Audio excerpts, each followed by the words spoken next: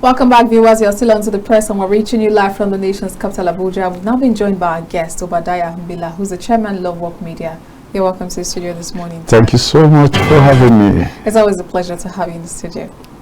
It's my pleasure. All right, viewers, this is the segment where our phone lines are now open for you to call in and join the conversation as it progresses this morning. You're welcome once again this morning. Thank you so very much. All right, so the first issue I want us to discuss, I'm sure it's something you probably noticed on your way to the office this morning. I'm sure you noticed fuel queues and all of that are beginning to return. And this morning, the Punch newspaper has this bold headline that says fuel scarcity looms as depot raise petrol prices to 720 naira per litre. And our filling stations raise petrol price as depot now sells for 720 naira, says Ipman. Now, the unfortunate part of all of this is the fact that even if it was sold for 720 naira and the filling stations had it, then it would have been easier to buy. But now the queues have become crazy, and you find black markets, our black markets dealers, you find them having more than enough to sell. And they sell for over 1,000 naira per litre. Where are we headed? Who's to be held for this? I can also see on the paper that NNPC officials storm Lagos depot, ask marketers to prioritize Abuja. Now, the claims that Abuja is not being prioritized because Abuja does not have enough is amazing how black marketers have so much to sell. Yeah, I think the black market promoters, insiders within the marketing sector, the oil marketers. For me, I think there's a deliberate action to promote the black market transactions, partly because it brings handsome reward to them and therefore more profit. So you imagine how you will be hunting everywhere, scouting everywhere to look for petrol, but you can't find it. Allow that Abuki, give him some few minutes. If he has not, give him some few minutes. He's coming back with a can loaded with the product, and will start dispensing according to the price he chooses. By the way, no one regulates black market. I know those who bought 1,200 yesterday, because it appears all throughout yesterday the thing was, it hit very bad in Abuja, and it continues with the rain.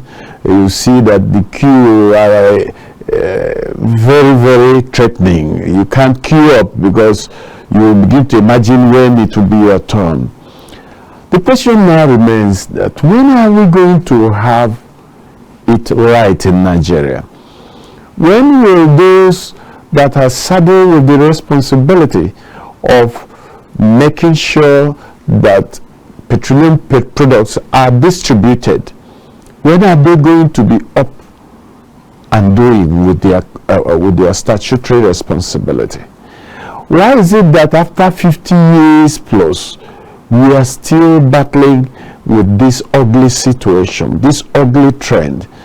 When would we have those that knows that it is their responsibility to make sure that oil, fuel, petroleum product that comes from our country is provided for public consumption?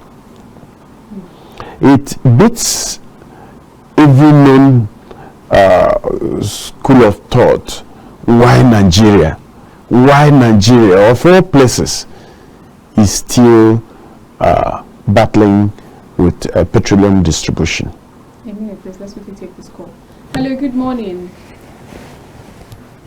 Hello, good morning. Good morning. You're welcome to the press. Please tell us your name and where you're calling from. My name is Mazi. All right. Mazi. Good morning. Yeah. The military, the ECOWAS, currently the meeting they don't finish. I think it's need for ECOWAS countries to try as much as possible and go relief from what is happening outside Nigeria. I think we saw what happened in UK. Okay. Within 1 week, they finish. Sure, within they campaign within 1 week, and a day they finish the election that day. They announced that day. The prime minister entered his house that day.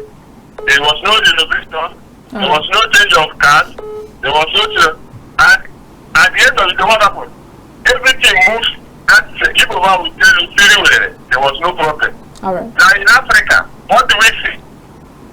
You take 2 months or 3 months to do campaign, and the election will take devoted. You see, parliamentary election and the president, everything was one day. Can't we do that in Nigeria? All right. Now only one day, both presidential everything in one day, and that is something when the president of the public should do what they call. That is how you can stop military intervention in any country.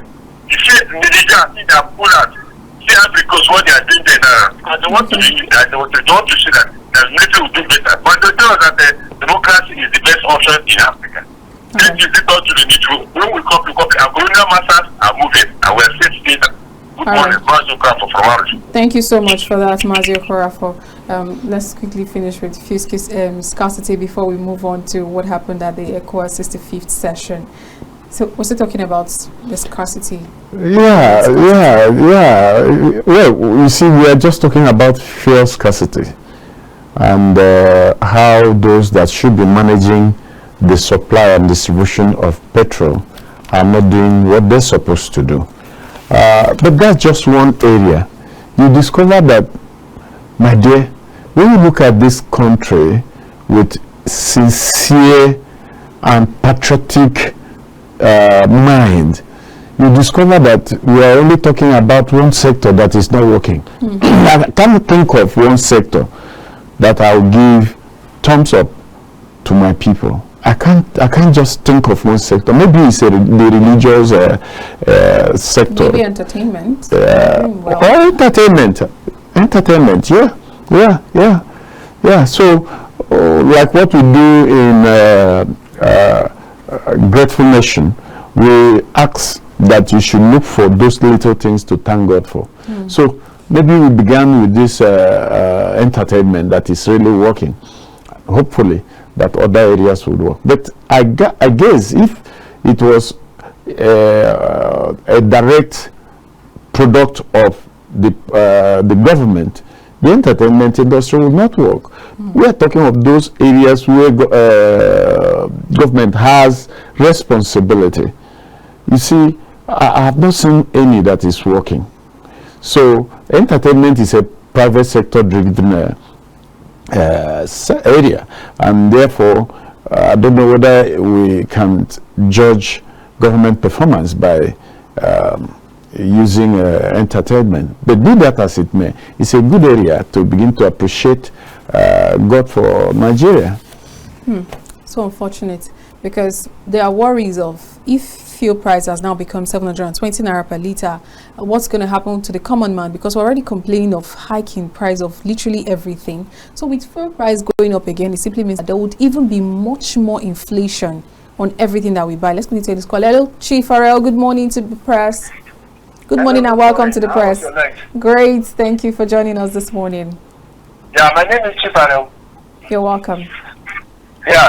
Let me quickly welcome your guest. Olamide. Yes, sir. How was your night? Great, thank you, sir. Great, thank you. Yeah. You see, Olamide, I'm confused and disturbed. I don't know whether to say cry the beloved country or weep no child. Those two, I don't know which ones to choose. By the time you look at the setup of Nigeria, with particular reference to this government, you see, they gave us a promise when they were withdrawing the fuel subsidy that there will not be fuel scarcity again. I should think there's something wrong that the federal government are doing, which they are not telling us. It is high time they tell us. Can you believe a country, a suffering country, not having their own refinery and are thinking about every time they talk about that hotel refinery? Is it not funny and disturbing? Absolutely. And let me quickly go to the Sadiat. Look, Nigeria is sick. If during warring time, somebody, the Minister for Humanitarian Affairs, could get about 400 or something billion during warring time, and when our children were at home, underline that one, when the children were at home, Buhari never cautioned that minister. You see, accountability should be our watchword in this country. And that is why you see that today corruption is at its lowest, at its highest ebb in Nigeria, and it will continue because there is no capital punishment. And that is why you see that everything is going on and people are not talking. My brother, let me take you to Kenya. I was hearing about Kenya, the president talking and explaining his policies to the youth today. And can we actually have that in Nigeria? When we had that no answers, what happened? A good number of our children were killed. They were killed. Right. And up to now, nobody is raising eyebrows. And we saw a minister, Lai Mohammed, telling lies. Capital lies that nobody was killed. Can we actually say that we have a country?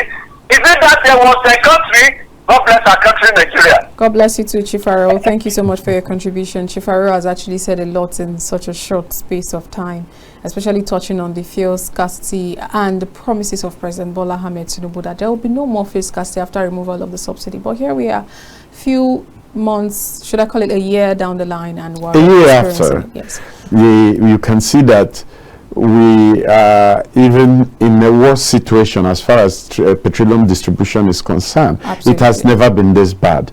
It has never been this bad. So that's what I was asking the other day. I said, President Bola Tinubu, when he was still a private citizen, mobilized anti-Jonathan protests, and they protested against the removal of the oil subsidy. At that time, he believed that oil subsidies should not be removed. So what has changed that led him to remove to the removal of this oil subsidy, petroleum subsidy? What has changed? And why is it that the removal of oil, petroleum subsidy is not bringing the succor, especially in the area of downstream distribution? So many questions that are still asking for answers, and it is good that it was President Bola Tinubu who led, and of course former President Buhari, who led that protest. And here, this is the problem we have found ourselves now. People cannot go to work just because there is no petrol. Those who can afford to pay their transportation cannot do 5 days in a week. They cannot. And where it becomes mandatory that you must be in the office, you can now see that you're eating into the so-called salary that has been increased. Salary that has refused to increase, but bills have increased. Well, so bills are rising every moment. It's no longer every day, every moment. You go to market today, by the time you go back tomorrow, things have gone higher and higher.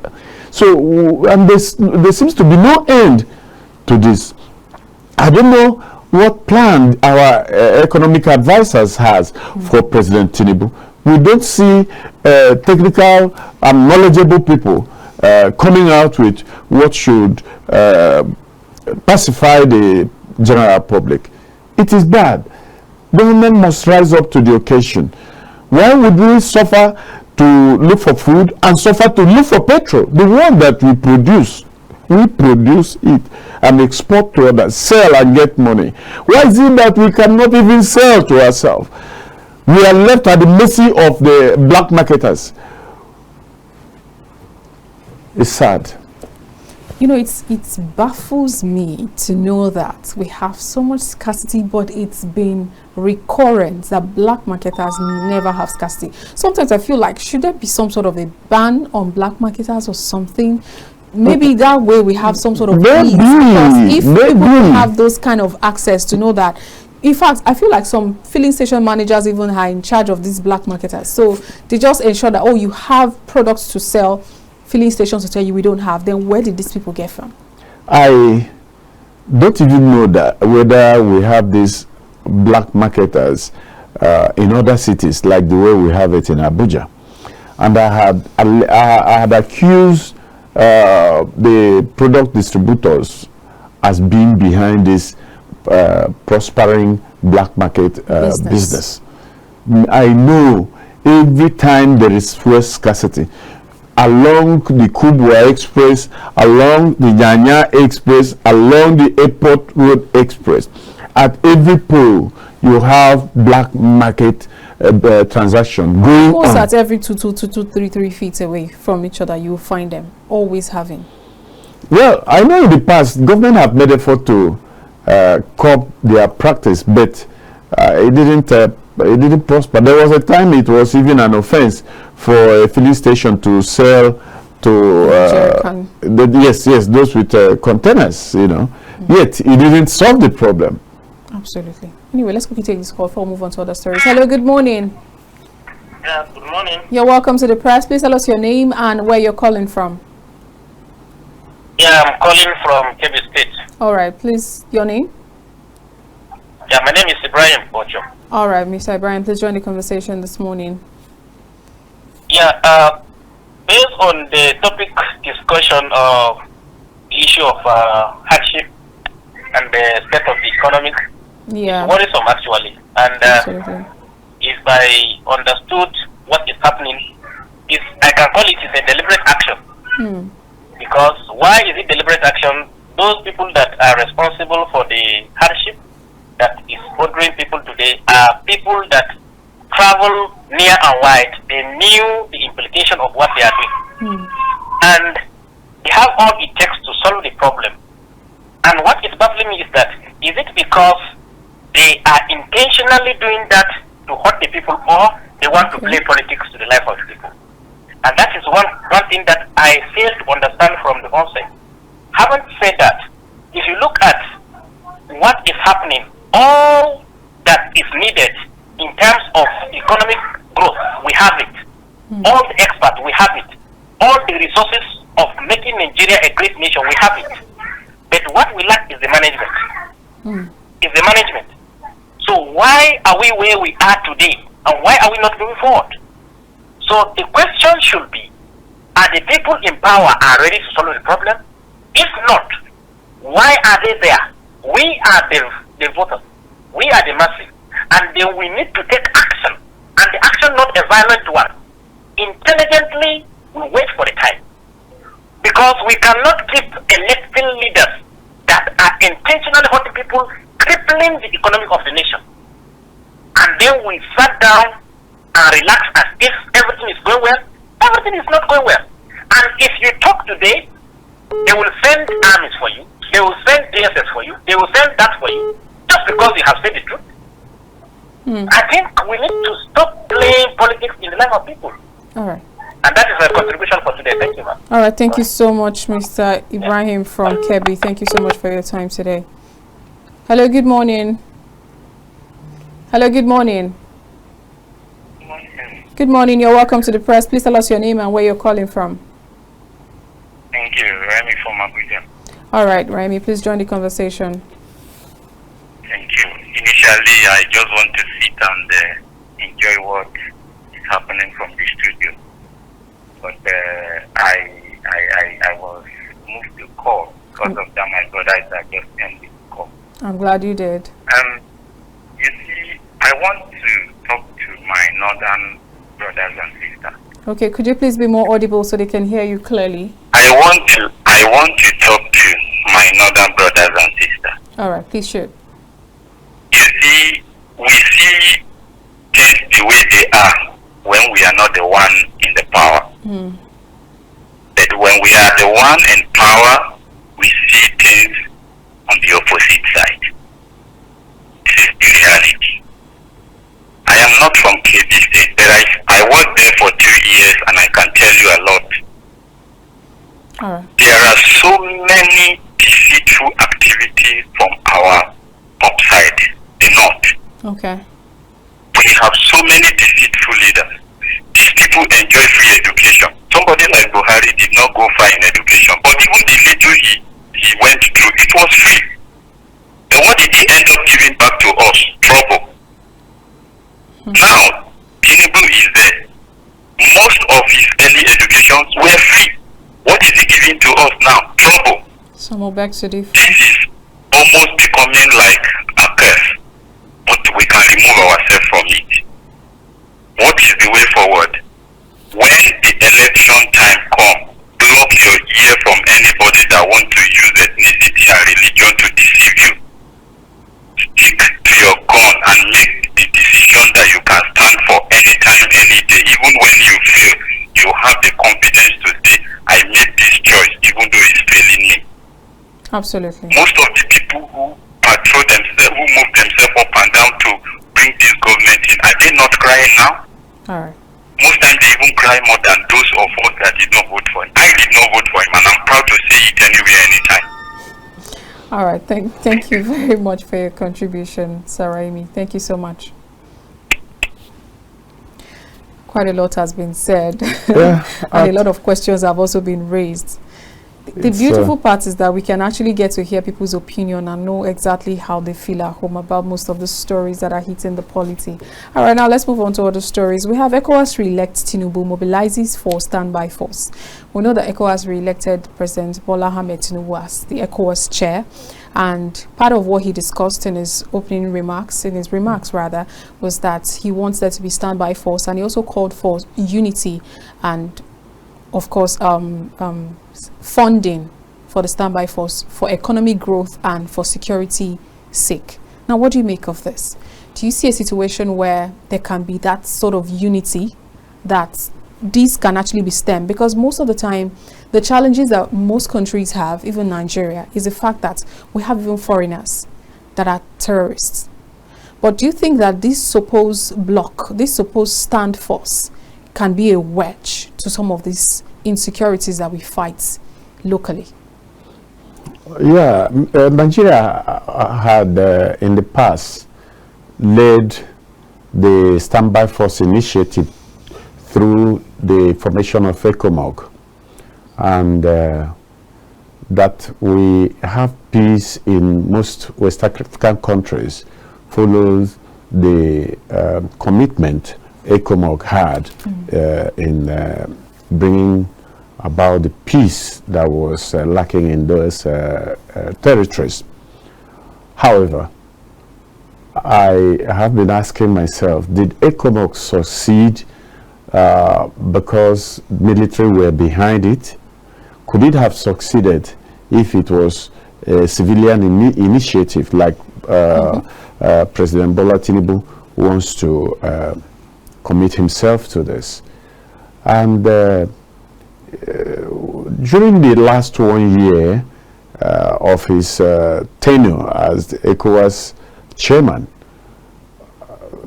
I don't know whether we have we can take score of the achievement of his leadership, given the fact that it was under his leadership that we had breakaways. Yes. And after 1 year, the breakaways have not even returned. There are conversations that they are expected to woo those that have broken away back, into the fold.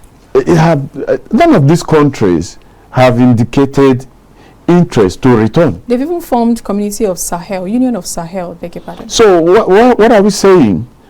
This, from their body languages, are you talking of Burkina Faso? Are you talking of Niger? Or Mali? Or Mali? From their body language, they appear to be saying, what do we gain from being members of ECOWAS? That's the type of question that might be agitating their mind. So, and the reports of military preparation by Burkina Faso, I think should concern or worry ECOWAS more than the election of Mr. President. But be that as it may, we should congratulate our president for emerging the chairman once again. Congratulations, Mr. President. But ECOWAS has unfinished business, and you must put yourself down to make sure that that business is not only finished, but is seen as having been finished. We must look for foreign policy experts to advise the chairman of ECOWAS, in this case our own President Bola Tinubu, on what to do, how ECOWAS should make the bloc attractive. If the bloc was attractive as it's supposed to be, none of the members that were expelled would accept the expulsion. They would be angling on how to return to the bloc. So it is an indication that the regional bloc is not profitable. If it was profitable, those countries like Burkina Faso, like Niger, like Mali would be lobbying to re-enter the bloc, not going to form their own union, you know. So much challenge before the new chairman. Congratulations once again, Mr. President. All right, so there's a statement that the president actually made that I wanted to draw your attention to during his speech. He made mention of, he advised, okay, he said the president said his government has decided to make NCTC a regional center to enable all ECOWAS member states to benefit from capacity building. Now, according to the statement, I'm trying to get specifically where he made that statement, to state that Nigeria's counter-terrorism center happens to be the best in the continent. I have to quickly pick up this part so that I can, okay. So the president said the government has decided to make NCTC a regional center. We have a year. President Tinubu advised ECOWAS leaders to leverage the capabilities of the Nigeria's National Counter-Terrorism Center, which has been widely acknowledged as one of the best on the continent. If our National Counter-Terrorism Center has been the best and widely acknowledged for the continent, why are we still here? Over almost 2 decades after, still fighting terrorism. Now, according to most of the papers this morning, we have how insurgency, banditry worsen food prices, bandits chase away farmers, impose tax in Kaduna, cattle rustling rampant, farmers abandon lands in Plateau, Niger, Benue, Sokoto, cultivation of rice, beans, onions, millet, watermelon, tomatoes, guinea corn, mostly affected in Plateau, Benue. Others will take decisive steps against destructive herdsmen, says the Ekiti government, and what security forces are doing according to police. If we have the best counter-terrorism center, according to reports in the continent, why are we still here today? Is it that somebody is not doing what they're supposed to do? At least when you're talking about something, you should have results to show for it. Right. As a matter of fact, one of the advocacy joined other Nigerians to make was to build a very robust counter-terrorism force. Okay. Because you and I know that the soldiers are not trained for the type of warfare terrorism or terrorists presents. Theirs is a different engagement altogether. Not the police. We don't have any force that was trained to match terrorism. We don't have that. But I'm also surprised, like every other Nigerian, that Mr. President is claiming that our counter-terrorism center is the best in Africa. Kudos. But like Jesus would say, he said, wisdom is known by the fruit that it bears. If ours has been the best, why are farmers still running away from farms? Why are some territories in Nigeria paying tribute to terrorists? In Niger State, in Katsina, in Zamfara, in some parts of Sokoto, you see territories where Boko Haram have hoisted their flag, and they have managed that territory for over 3, 4, 5 years running. We have not been able to liberate those citizens from that area.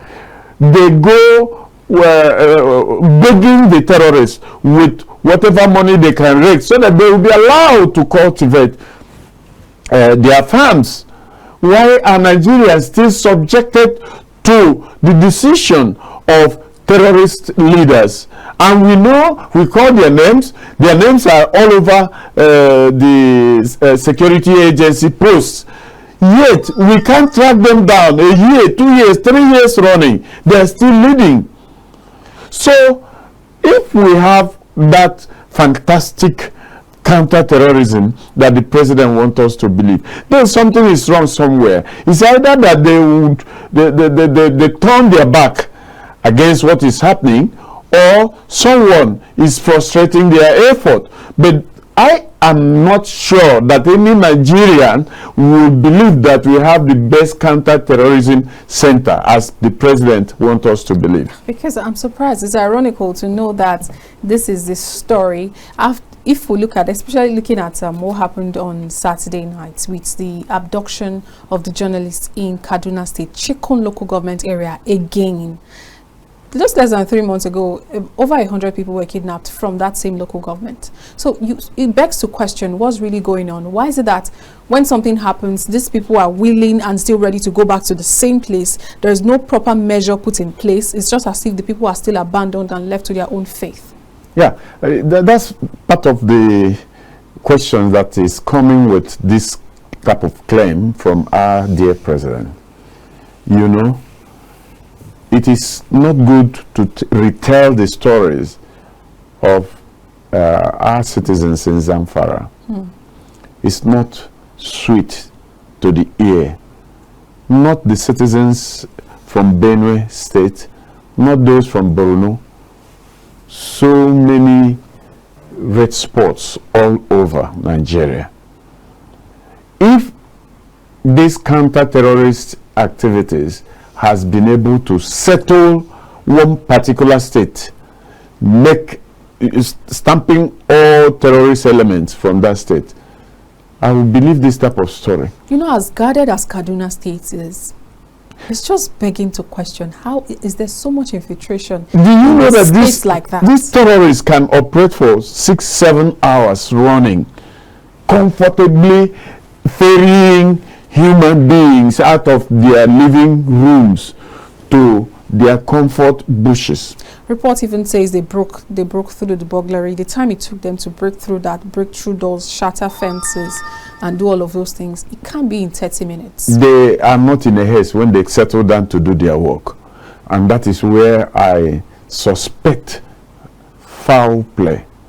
All through this period, no intelligent report that has reached where it's supposed to reach, so that there will be a counter-attack. Since we can't do proactive work with our security agents, otherwise we should not be always on the receiving end.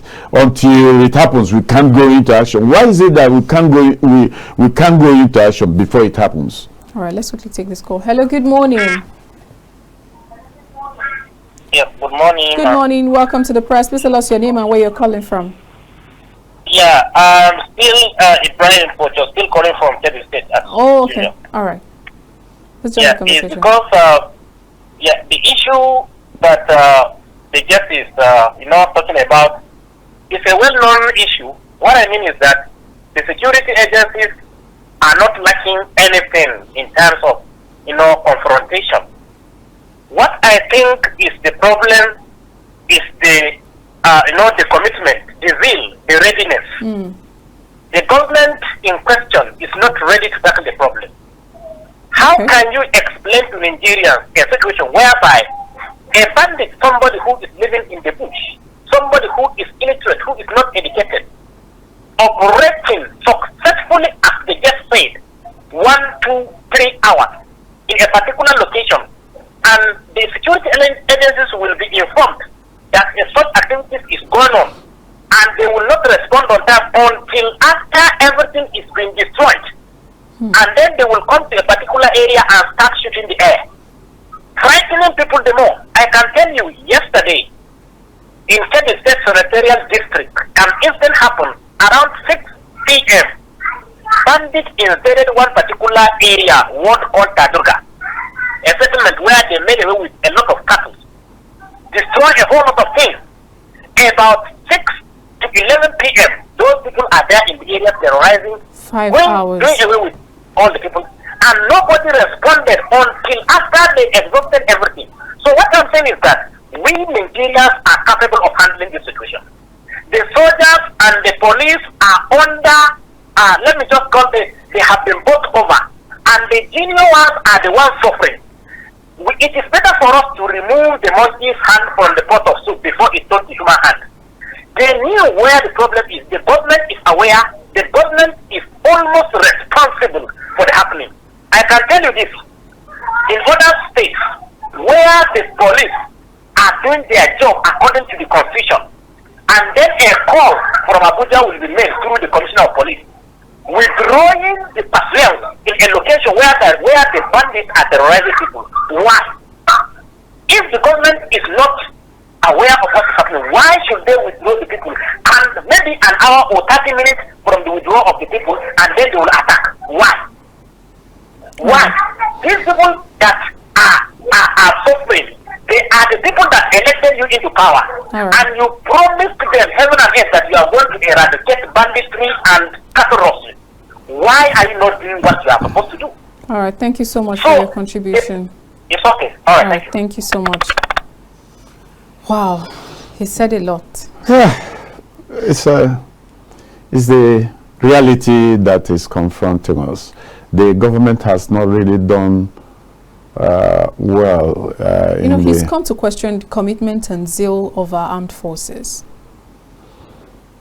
Do you think that the government has something to do to reignite this? Because most of the time we find people talk about the fact that a lot of people wearing the uniform do not have the passion for the job. Yes, and they're just doing it because they want to survive. Apart from that, there is also a mixture of people that are very, very sympathetic to this Boko Haram movement. Exactly. That are one man's terrorist is another man's freedom fighter. Exactly. Most of them are officers commanding in Nigerian army, in Nigerian police, and other security agencies. So there's complication. They hear and receive intelligence. They don't pass it on time because they know that they are involved. You won't be surprised that some of those terrorists have the audacity to tell an emir that you will not be protected by the police because the police is working with them. And the police has not come to give us reasons to believe that all these accusations are not real. Not even the government. Anyone that says that the last administration did not promote banditry, the person is not telling himself the truth. The infiltration of gunmen in the southeast was purely an official scheme, but I do not understand what they aimed to achieve with that type of dirty job they are doing. And I don't think that what is happening in Benue State could happen if there is no official backup to it. And so also other places. All right, in a minute, I just wanted to quickly comment on this statement that is on social media. Court order former Minister of Humanitarian Affairs to account for 729 billion naira payment to poor Nigerians. And Nigerians have been reacting. Somebody asked, please, what's the total population of Nigeria and who got the money? Just a comment in a few seconds. That woman, if we are operating a very transparent government, that woman's supposed to have been prosecuted before now. I watched her live during one of the budget defense, and I was asking myself, how on earth is it where Nigeria have descended to bring a mediocre who has no knowledge of what should be her statutory responsibility to just play around with money? So much money was pumped into that ministry that has not been accounted for.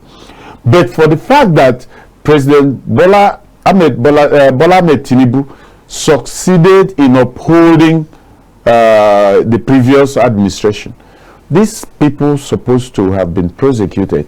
Now, Serap is the one that is going to court to ask the woman to account for the money that was.